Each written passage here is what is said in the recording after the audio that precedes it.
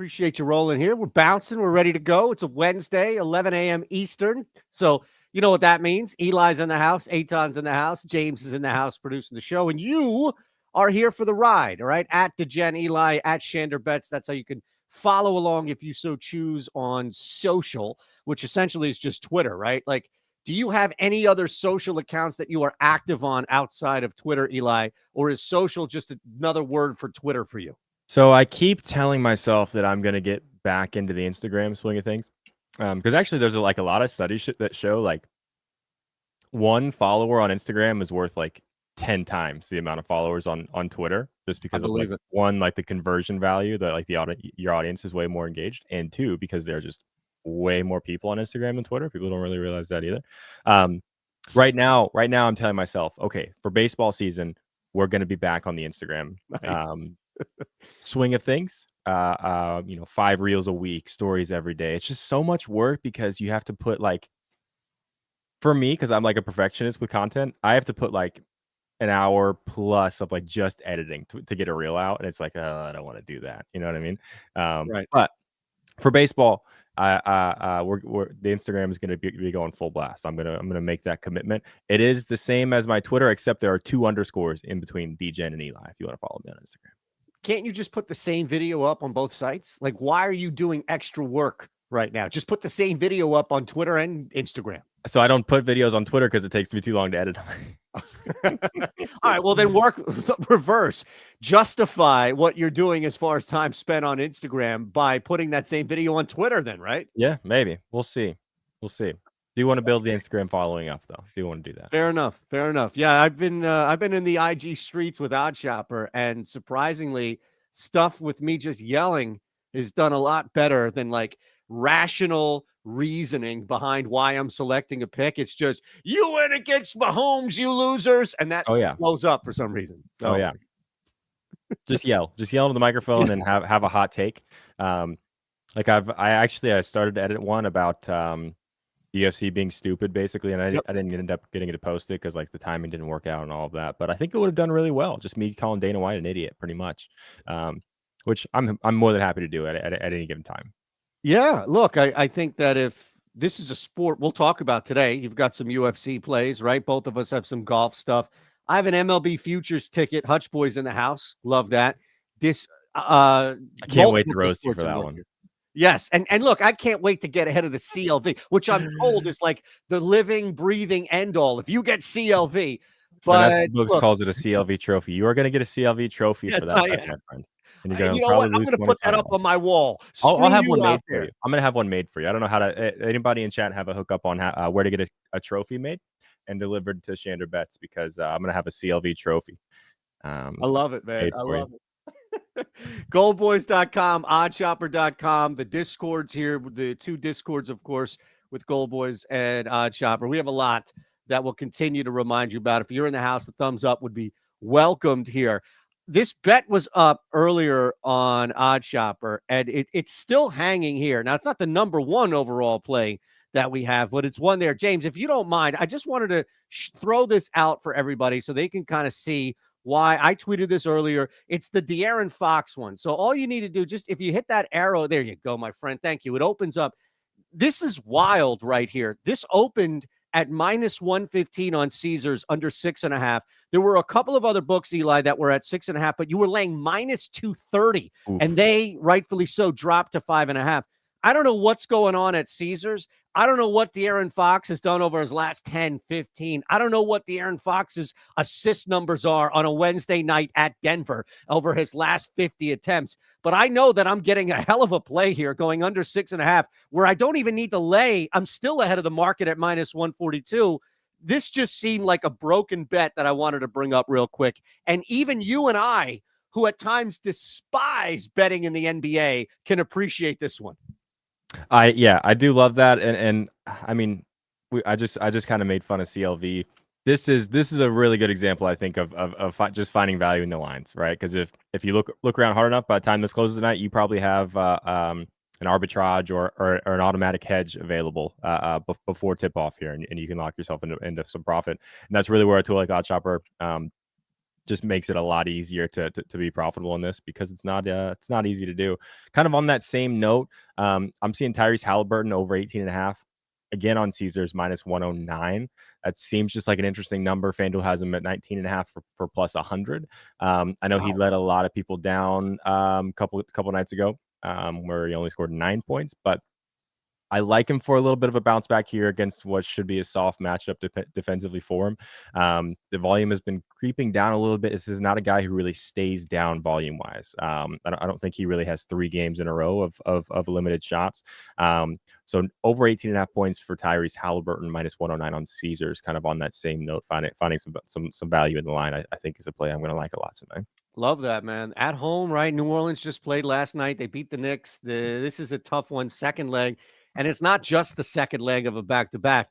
It's the second leg of a back-to-back where you're in a track meet. Whether you want to or not, you're going to be up and down the floor. And I love that angle, too, which is, at some point, this is like, and not to fully transition, but this would be like taking a guy and, I don't know, Sung J M or maybe even Matthew Fitzpatrick, where you're looking at golfers who are not playing well, but you realize, look, at some point, see, how did I know?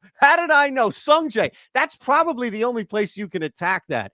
Is there anything else real quick? Because we've honored the NBA crowd. All right. If you're here for NBA bets, you just got 2 insane value bets, right? The De'Aaron Fox under 6.5 dimes and the Halliburton points was what again? 18.5. Over 18.5 at FanDuel. On everywhere but FanDuel. Oh, everywhere but. Sorry. Just wanted to on Caesars is the best line, close to even money. There you go. I don't have anything else so far. It's been a pretty decent stretch in the Discord as far as just totals and really sides in the NBA. I don't have anything. The only game that I'm intrigued about or with, I guess, would be taking Denver tonight against the Kings. Have you even, and I don't want to go deep dive into this because we've got golf, UFC, and you're going to attempt is the operative word to make fun of me about my MLB futures ticket. But do you have anything at all in the NBA or even thoughts on that? If you don't, that's fine. We've honored the show and the audience by at least giving a couple of pretty smart plays so far. So when I really get to the level that I'm currently at with the NBA, I like to mess around with alt turnovers. I like an alt turnover lottery ticket. Is Jamal Murray not playing? Because I think Jamal Murray might turn the ball over a decent amount tonight. Averaging 2 on the season, his line is probably going to be 1.5. PointsBet, I believe, is the only book that lets you play alternate turnovers. But like Jamal Murray for 3 or 4, and then also Donovan Mitchell for 3 or 4 tonight. I like that. You're going to get a big number there. I'll probably mess around with something like that, and then potentially also add in Desmond Bane. Just looking at the matchups and opponents that have been forcing a lot of turnovers to the position. I've got the Timberwolves at the 4th most to shooting guards. So Desmond Bane averaging 2.7. I love him to get 3 tonight, 3 turnovers. Again, a sprinkle on a 4 may be interesting. Bulls somehow, even though I think they're terrible at basketball, forcing the most turnovers last 30 days to shooting guards, which is where the Donovan Mitchell play comes in. Shooting guard, point guard, whatever you want to call him, averaging close to 3. Again, 3 or 4 for him is going to be interesting. And then Jamal Murray, I think, am I dumb? Is he going to play tonight? He's not listed on FanDuel. I felt like I don't see anything right now that says he's out. Let me just double check that. But 3 or 4 turnovers played in that Jamal game. Murray right? is interesting as well. Yeah, I think he'll be in. It doesn't look. I mean, based off the fact that they just played against the Warriors. Oh man, he's not. I don't see him right now. Officially closed in Indiana. I have to use Fanatics. Hopefully, Fanatics still lets you. There's no desktop interface for Fanatics. That's insane. Are you kidding? They have enough problem. Look, they have enough problem covering baseball players' jocks, let alone creating some sort of desktop ability here. Man. I'm never gonna I'm sorry, PointsBet Fanatics. I'm never gonna use this. Good. You shouldn't. The alternate turnovers just went out the window because I don't even know if Fanatics lets you do it, and I'm not gonna do it. Well, that's fine. You know what we can do though is we can play those with a DK allows you to just play straight up turnovers. So you can put those two together, they're probably going to be a ridiculous number. Yeah. Like you said, wow, Denver's up to -7.5. Oof. Yeah, Oof. that's a big number. It's a big number for a Kings team that they can play some basketball. Yeah, they can. They can. All right. Well, we'll come back if anything else pops up. I'll keep the screen up and monitor on Odd Shopper as well. Where do you I think we should go to golf because you and I are going to be able to carry a lot here back and forth on this. And man, last week was the week, right? Like you want to keep it going, but we absolutely smoked this in the Odd Shopper Discord, man. And like I wrote a column on Tuesday that had Taylor Pendrith and Jake Knapp as far as first round leaders. And it, look, Taylor Pendrith just disappeared off the face of the planet. I was on Pendrith. Right. And Knapp just needed a day to get going. That's fine. But during the round, before both Patrick Rogers, who actually bogeyed his first hole, and EVR went off, we found a little value there, taking EVR at 35-1 for the first round leader, which was the same number, Eli, as his outright play. His first round performance, what was happening on the board, none of that was baked into his line. It was just, what is he overall? We'll just give you the same here. So we hit that. We hit Knapp to win at 40-1. It was an awesome Thursday to Sunday. And as you know, whenever you have a day or a couple of days like that, everybody wants you to do it again. And if you don't do it again, it actually hurts you worse than if you just sucked for like a week or two straight. I have some thoughts on first round leader. I have some thoughts on this event here, but can we just take the obvious name off the table as far as I think a guy that you and I both love and both love to bet? I imagine that Eric Cole has found his way on your card in some capacity. Yeah. So and so let's back up and talk a little bit about the golf course just because I love doing that. PGA National in Florida, moving from the bumpy Poana greens on the West Coast to the Bermuda. So a surface that most guys prefer vastly, right? So we're gonna see putting across the board just be a little bit better. Takes a little bit of the variance out, right? Because on the West Coast swings, I like to key in on guys who are maybe not as great of putters because everybody's going to struggle a little bit more than usual anyway. Not really the case here on Bermuda, right? PGA National historically, very, very tough golf course. Asks you to do a lot of things. I think on 15 holes, there's water in play.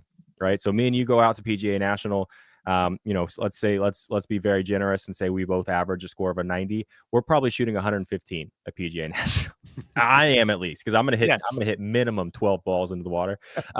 So it becomes important to play guys that can keep the ball in play. Fairway accuracy is important, but how much they're missing the fairway by when they do miss is more important. Because there are going to be some big numbers here, right? So you look at the very top of this board at Rory McIlroy. It's very easy to make a big number on this course, and we've seen Rory make several big numbers on easy golf courses this season. So him being like plus 600 to win or whatever his number is for first round leader, I'm all the way out on. But his first round 3 ball is interesting. Eric Cole is a guy that jumped out to me, and I know this is a guy I think I've only bet on him once, maybe in like a 3 ball this season. I know you're just big on him. He's kind of cooled off a little bit. But this is a guy that I've got him projected as number 6 coming into this tournament. Behind some big names, Rory McIlroy, Tom Kim, Ricky Fowler. Thomas Dietrich, I'm going to take out of my rankings entirely because for some reason I just can't get him right. But yeah, I do like Eric Cole here because he does seem just to kind of be very consistent. Kind of really across the board, right? He's not a guy that makes a bunch of big mistakes.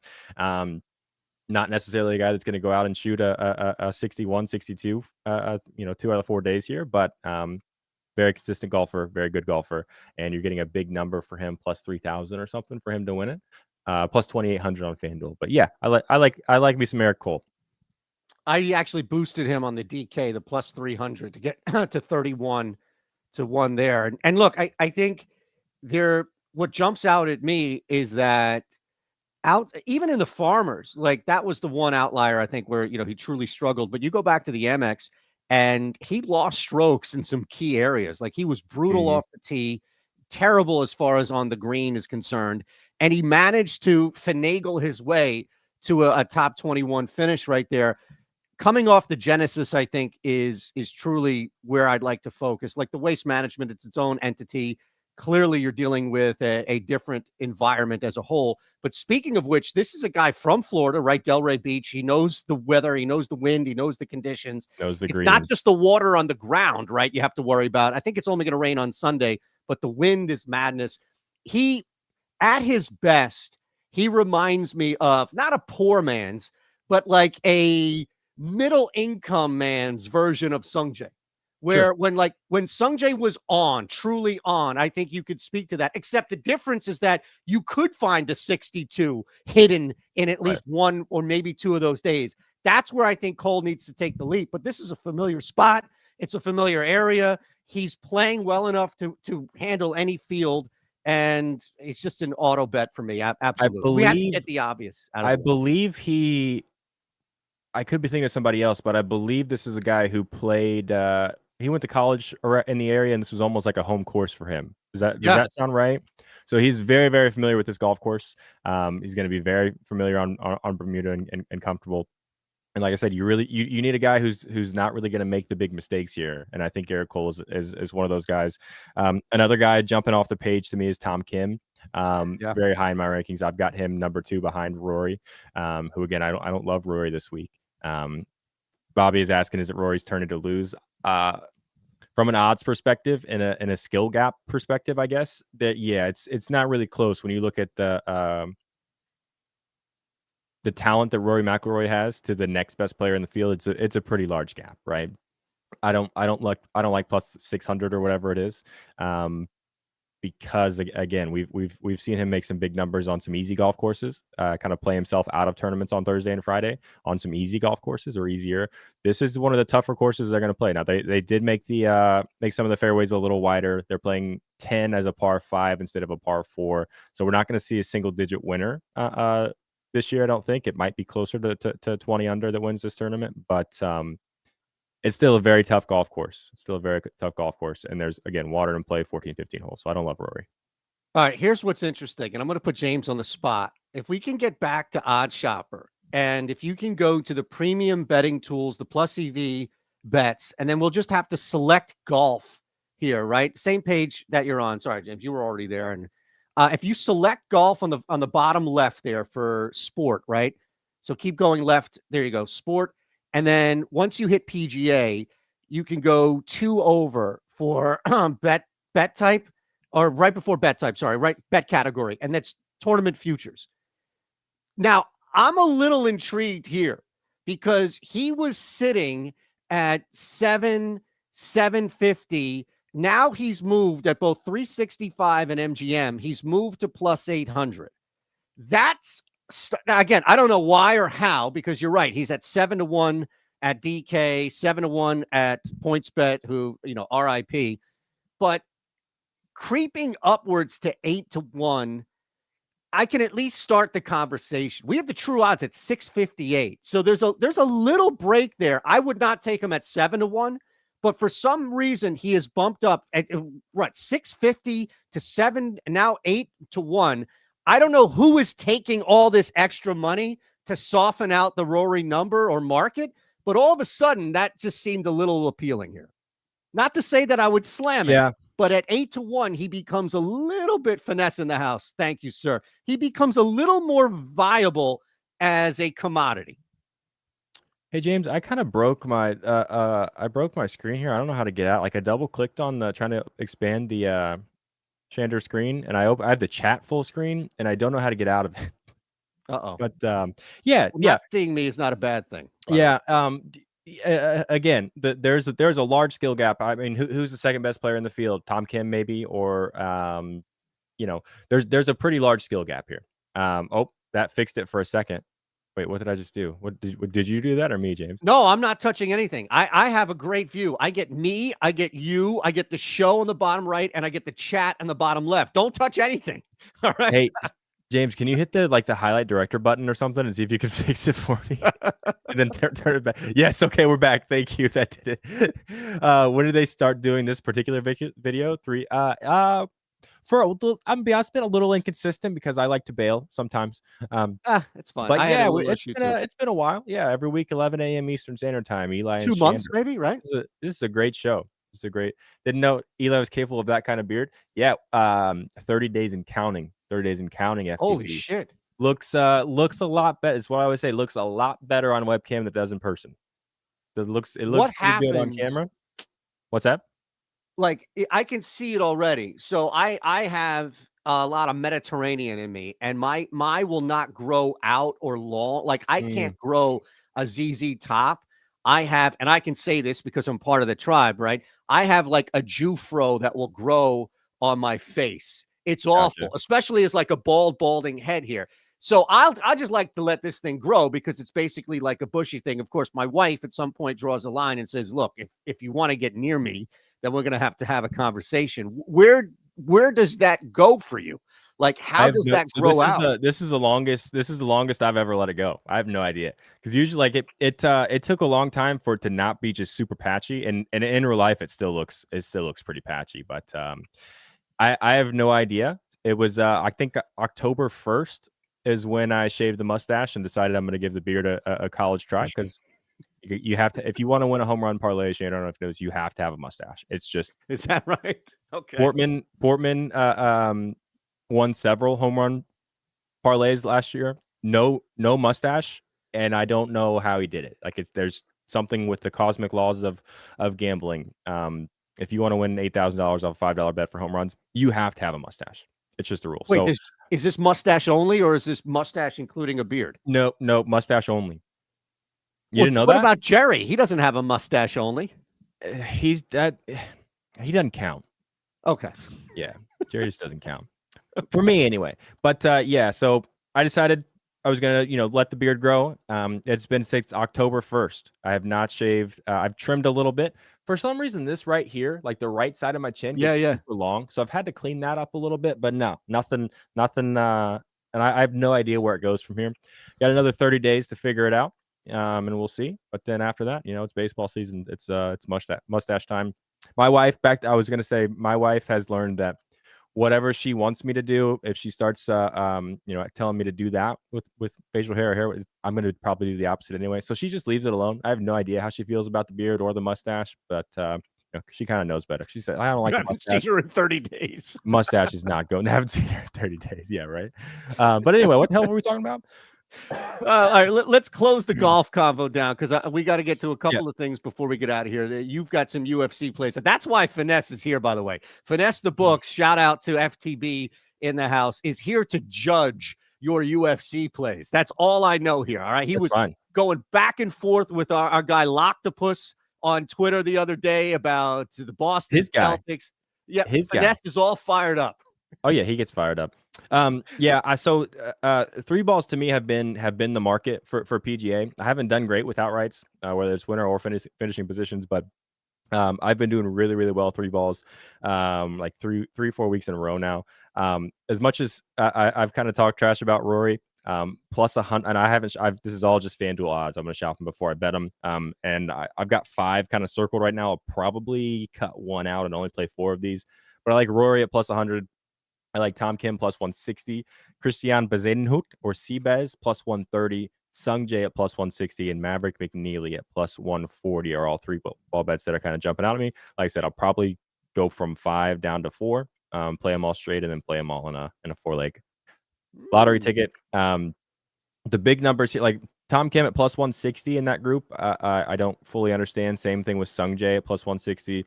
And Matt McNeely, a guy who that high quality of a putter on Bermuda greens in a tournament where it's going to be tough to score low. I love Matt McNeely at plus 140 tomorrow. Yeah, he cashed the top 20 for us last week, and I think just the momentum. A guy that so many people were on about a year or a half ago, right? Just this hot streak that we expected. It's just a matter of time.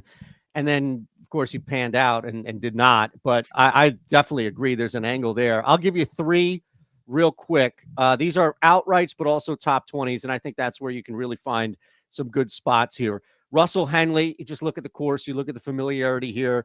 Top 20 at plus 130. Also, I'm probably the going to be outright on him to win, by the way. nice 25-1. I caught him on FanDuel to win. And then two guys each at 40-1 to win and each at plus 175 top 20s.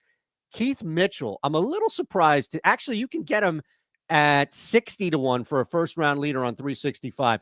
This is a guy who has clearly the course history here, winning in 2019. And the game is starting to come around a little bit. He's not a bigger name, so he's not going to get victimized by some odds in a weaker field. And I think attacking he and Daniel Berger, being able to putt and being able to score on a course that's probably going to win at 9, maybe 10 under this week. I think when you're looking at a range, those two guys for me, top 20s and to win outright. That's all I have here on golf. Yeah, I like that. I do think it's closer to 15 personally, but Okay. yeah, it's not going to be the Farmers. It's not going to be the Sony. No. It's like a 30 under winning it. Just because of the score relative to par, I think is going to be a little lower. Just because they're playing number 10 as a par 5 instead of a par 4. The total score might be around the same, but yeah, I love that. I have Russell Henley written down. 4 career wins. Guy that can kind of just get around a golf course without getting a whole lot of trouble. And this year, especially, he's been playing really well on Sundays. Like he shot his best round of the year on a Sunday, which is not easy to do. Right. So, a big number for him to win. I think he's just as live as anybody else. I do also love the Daniel Berger play, guy who has a really solid course history here too, I believe. So that's so big, right? Just knowing this wind, knowing the water, where it is. You mentioned the hazards and how that can add 20 strokes to a layman's game. And I think it's an underrated value piece at the very least. All right, so we have a lot in golf. You're all covered. We gave you some NBA plays at the start. We have to hit this MLB futures ticket. I even have a visual for it coming up in a second. But Finesse is going to leave if you don't give some UFC plays out. I have no idea what I'm doing in this sport, so I'm just going to write down who you have and tag along, man. This card Saturday, it's a fight night card. It was originally supposed to be in Saudi Arabia. For whatever reason, it is now at the UFC Apex in Las Vegas with no crowd. So you've got some star power names on here, quote unquote, not really, but it's not pay-per-view level star power. But you've got some names on here, and you've got some. What's really interesting is this card is kind of full of. We think this guy is going to be either a future champion or fight for a title one day. And they're a minus 700 favorite. So it's kind of an interesting card. So just real quick, Muhammad Mokaev is minus 390 over Alex Perez. Alex Perez has been around a long time, has fought some high level competition. I think Mokaev wins, 1, because he's really good at fighting people, and 2, because the UFC flat out needs him to win. Real quick, UFC cannot plan more than 4 months in advance. They have a UFC 301 in Brazil. You have 2 Brazilian champions. One of the biggest stars in the sport is Alex Pereira. Everybody's like, oh, when that was announced they were going to Rio and for UFC 301, Pereira's going to defend his belt there. They can't plan more than 4 months in advance. So Alex Pereira is the main event of UFC 300, and he's pretty much out for 301. So they need their 125-pound Brazilian champion Alexandre Pantoja to fight there. Who's pretty much beat everybody. They wanted Brandon Moreno, I think, to be that fight. He just lost. Brandon Royval just got his ass kicked by Pantoja in December. And also, I think he's hurt. So I think he's going to be out for 301. There's not really a whole lot else at 125 to compete. It is a little early for Muhammad Mokaev to be that guy. But I think the UFC, if he wins here, I think just by process of elimination, I think they're going to give him that shot. And if he loses, I don't know what they can do for 301. Like sign somebody that's not on the roster UFC to fight him, maybe. But there's nobody else at 125 if Muhammad Mokaev loses Saturday. So UFC flat out needs him to win, minus 390. I think I'm going to like it by decision at plus money. Hopefully when we get that option. That line's not available yet. Kind of a Christian Leroy Duncan you see on a lot of cards with Muhammad Mokaev, both out of fighting out of England. CLD is a very talented guy, minus 310. So I've got a 3-leg money line parlay with those two guys. And listen, I don't know much about Shamil Gaziev, the other side of the main event, minus 172. But I know that Jairzinho Rozenstruik is really bad at fighting. And Shamil Gaziev might not be that good at fighting, but Rosenstreich is really, really bad. Minus 172 for Gaziev is the third leg. So those three parlayed together is plus 162. Again, I'm going to probably be on Makayev by decision. Maybe CLD, like double chance knockout or by decision. But those three parlayed together plus 162. Makayev, Gaziev, CLD, Christian Leroy Duncan this Saturday.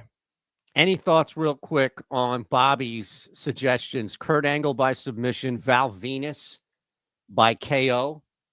What was that? Rakiski? Like Chris Russo name. Maybe. Okay. I don't know. I don't know, to be honest with you. I have not wait, what promotion are you talking about, Bobby? He could be making stuff up and I wouldn't know. Like Kurt Angle could be retired for the last 5 years and I wouldn't know the difference. So this is like he's trolling us. These are WWE. See, that's what I mean. Like I have no idea. I thought Val Venus sounded familiar.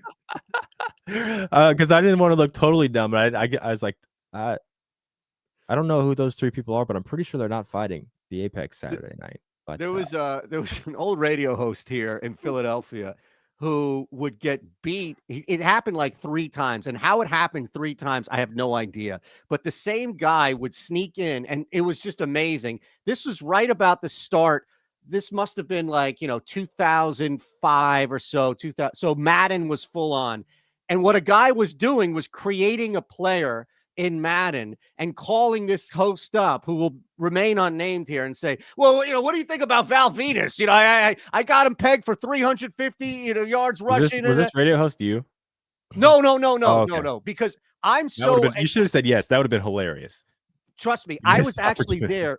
I was doing updates for the show, and it scarred me so bad to see this person humiliated that no matter what, even if I knew that this person was playing or coaching, anytime anybody called with any name, I immediately went to Google as they were talking and simultaneously was looking down to make sure that I wasn't. And then here the irony is, of course, is that Bobby gets me with Val Venus and Kurt Angle. But I'm telling you, like, oh, what do you think about Val Venus? Odds here scoring this 2 touchdowns in this game against the Dallas Cowboys. And he'd go on and be like, Val Venus, he must not have played much. And it's just humiliating. Do you know who Prospector Sam is on Twitter?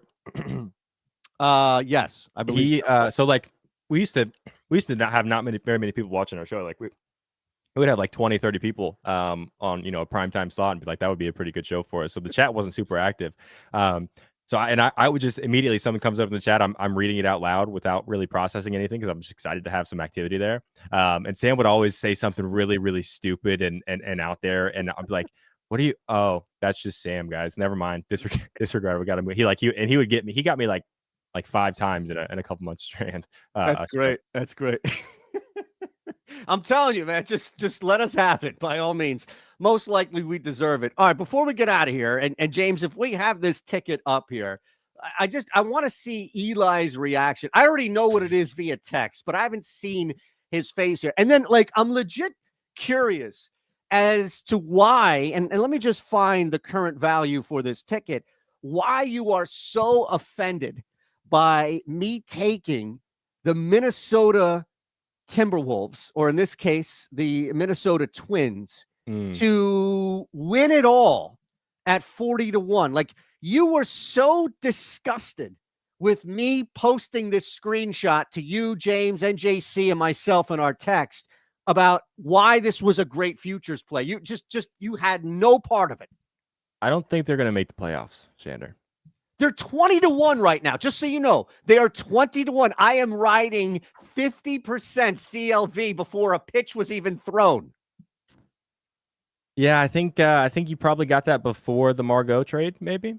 Yep. And so that, I guess, does Manuel Margot give you increase your odds of winning a World Series by double? That's crazy. That is crazy line movement you got. So congratulations. I don't think they're going to make the playoffs because they're going to play 162 games. You got to think they've got to win at least probably 85, 90 to feel good about it. And 162 games, you're going to be throwing a guy out there that is a bad start, like objectively bad starting pitcher, probably 100 of those 162 games. So you've got to really have some offense to back it up. The bullpen is going to be okay. But when I look at Pablo Lopez, very good. Bailey Ober, I'm pretty high on. I think he's going to have a. I thought he was younger than he actually is, but I think Bailey Ober has good stuff. But then you got Joe Ryan, Chris Paddock, Anthony DeSclafani as rounding out that rotation, right? So every 3 out of every 5 days, you're throwing a guy out there who is just not good. Who's going to have an ERA probably around 5 this season. So that gets really tough, right? And you look at the best player on their lineup is Brian Buxton, who is an incredible athlete, incredible at baseball. Can't really stay on the field. So I don't think they're going to have the offensive firepower to make up for that lack of pitching depth. I'm really high on Edward Julian at second base. Edward Julian, Royce Lewis, Carlos Correa, can they carry an off? And of course, Manuel Margot. Can they carry an offense if Buxton goes down? Nah, I don't think so. I don't think they're going to make the playoffs. So you're not going to buy this ticket for me for $100 right now? Nah, not even close. 50? Would you buy it for 50? Nope. I would rather put $300 on them not to make the playoffs than $25 on them to win the World Series. Okay, what about Detroit, Cleveland, Chicago, or Kansas City has you thinking that Minnesota won't be ushered to the front like a VIP line boarding a plane? I think the Tigers and the Royals both have better records than Twins this season. Hot take. Ooh. Hot take. Look, I mean, everybody felt great about Detroit last year, which is a rarity and not things you normally hear come out of anybody's mouth, but come on. Did they really? I don't remember that. I think the Tigers would be my pick to win that division this season. I didn't know that people had that take last year. That's yikes, but I like that because they won 78 games. Yeah, and they weren't the Royals. Yeah, I think the Tigers are going to win that division. If there's 2 teams coming out of the AL Central, I think the second team's going to be the Royals. How big is the Spencer Torkelson fathead that you have upstairs? Come on. Actually, I'm really high on Riley Green. I think Riley Green. Yes, you are. That's your Eric Cole in baseball. Yeah, I think he's going to be a hell of a baseball player. And yeah, Riley Green, Spencer. There's a lot of talent on that roster. A lot of talent on that roster. And they're all young. Going to be the Reds of last season, except they're actually going to make the playoffs. Oh, okay. There you go. There's the caveat right there. Actually make the playoffs and win the division. So if you want value, forget my ticket because the CLV is gone. Take Eli's suggestion, which is Detroit to win the AL Central. My goodness. I almost took it a couple weeks ago, but I didn't realize they were the favorite on the books. Like, that's stupid. That's really dumb. I thought I had this like hot take. If the Margot trade really moved the needle that much on World Series, maybe they're are the Twins now the favorite? Yeah. They're minus 140 on FanDuel. Detroit's plus 350. Minus 140? That's insane, dude. That is crazy. What were they? Do you remember before the trade? No idea, but they were. I mean, the Tigers were the favorite to win the division as of like a month ago. Insane. Absolute insanity. All right. So the 3 biggest takeaways from here: you got a great PGA card. We'll work in ascending order. 3, you got a great PGA card, UFC gems from Eli. We each gave you some golf, and we started off with some fantastic NBA angles that hopefully you jumped on right away. Number 2, and it's kind of number 2 and 1 together, is we now have 2 massive futures to pay attention to over the next, I don't know, maybe 2, 3, 4 months. A is the Minnesota Twins and whether or not they can actually have a viable shot at winning the World Series. And B, just how long will that beard grow on Eli's face? Like, I don't know what I'm more excited to see now, my ticket hit or your face continue to blossom. 30 days and counting. 30-day challenge. I'm so ready for it to be gone, dude. It's actually driving me crazy. It's driving me Who's crazy. giving you the most shit? Is it Jerry? Is it just some random person on Twitter? Is it your wife? I really like Loctopus. I don't really go outside that much, and it looks good on webcam. So, and my wife again doesn't say shit because she knows how that's going to go for her. So I don't really get negative comments. Oh boy, that's great, man. Keep it rolling. At DGen Eli, at Shander Bets. Continue again. Thumbs up. Hopefully you had fun. If you did, make sure you subscribe here. Head on over to the Gold Boys channel. Subscribe there. Look, we've got a lot. We showed you some Odd Shopper stuff. You can go to oddshopper.com to find out more. Always a pleasure, my friend. I never know what we're going to do or where it's going to go, and I always end up happy. Same here. Appreciate you guys watching. Thank you. Hit the like button on your way out. Thanks, James. See ya.